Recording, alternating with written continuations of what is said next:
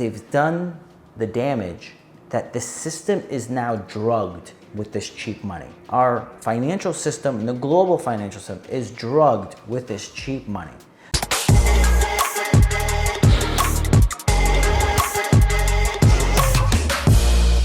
The Congress approved an increase on the debt ceiling.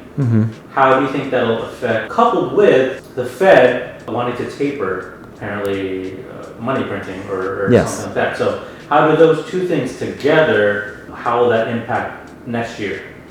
So the debt ceiling has been raised, I think, like 44 times. And it's almost like expected. I did not think of any scenario where they did not raise the debt ceiling.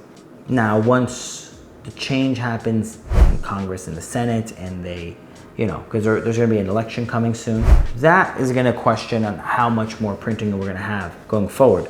But if we're coupling that with the tapering, we got to remember on the tapering part, they're not saying they're not going to print any more money.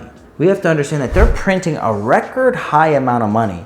And as of November, they said we're going to reduce the amount about, I think, 5%, and then another 5% in December, and they're going to continue to reduce about 5% every month. They're not going to stop. They're still printing a record amount of money. They're just going to print less than they were, trying to bring it back to a normalized amount. If they keep it at this small pace level, I think it's going to be conservative enough for them to realize that they cannot go back to normal. They've done the damage that the system is now drugged with this cheap money. Our financial system and the global financial system is drugged with this cheap money. So if they start tapering and start reducing this out of the system, it's gonna have a withdrawal effect from reducing this, and reducing the amount of capital out there, reducing the cheap money out there, and they're gonna have to go back and basically reduce interest rates, print more money, and just make money as cheap as possible. The way the system's set up, in my opinion, they can never really pull back. They're gonna try, but it's not gonna work. They're gonna have to keep on dropping interest rates over time. I believe we're gonna copy a Japan, Germany, where else? Switzerland, Sweden, where they have like a 50-year, 100-year mortgage, a 1% interest rate mortgage. I think long term we're gonna head in that trend. Interesting news that came out that possibly Evergrande, Chinese real estate company, is gonna default. How do you think that will affect possibly real estate or businesses in general here in the United States? So I'll step back and explain a little bit more about Evergrande. Evergrande is one of the largest real estate investment companies in China. Basically what they did is they took people's money to build real estate and did not finish everything that they said they were gonna build. They started doing many projects and not using the money the best way possible to earn a good return.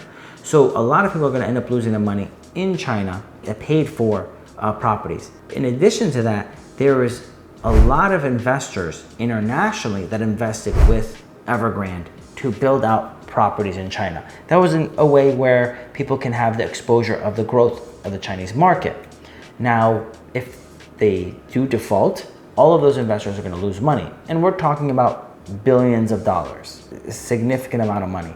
How that's going to affect America, one, people relook at their investments in larger areas, meaning like LA, New York, the larger developments, because they're going to be concerned about how are those investments.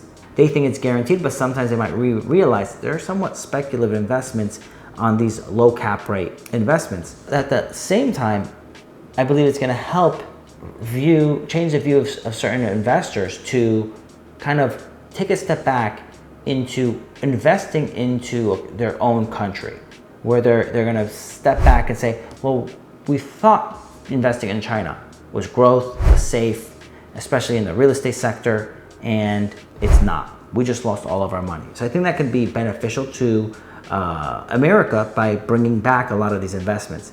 Now, in the sense of the benefit is, instead of compared to say 08, these are currently there shows no sign that their financial and banking system is not intertwined with ours.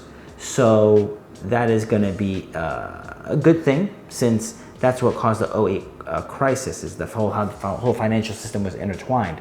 So as long as we don't see China and the Chinese system have more defaults, as long as they can cap this and hold it just into that one company, this one real estate sector, they don't make it a financial problem in the sense of rolling off into other financial sectors, it'll be fine. But if they take this one company's real estate holdings and their one issue and let it affect other financial sectors inside of China, it's gonna be exacerbate the issue that we're having right now with getting product. It'll make it even worse. People will go from these cities, and they're gonna go back to the field. They're gonna go back with their relatives, and they're not gonna want to produce more goods. It's gonna cause us to have even a worse manufacturing problem than we do right now. And what we have now is pretty bad as is.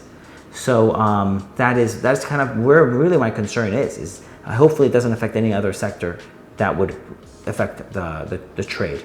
How do you calculate depreciation on a multifamily investment? So basic is 28 and a half years for a 1 to 4 family property. If it's over 4 family property, you're considered commercial, so you can have over a 40-year depreciation on the buildings. So that's IRS standard. There's additional ways you can cut up your property for faster depreciation. So like paint, flooring, carpet, drywall, cabinets, AC units, a different useful life for each product, so it can be on a more of an accelerated depreciation. So it depends on the building and the product that you're actually installing into the building. And if you have a good accountant, you'll be able to set it up in such a way where you're gonna have everything in the lower depreciation years. So he's gonna make sure to extract the items that are 5-year items, so you can try to bonus depreciate them year 1.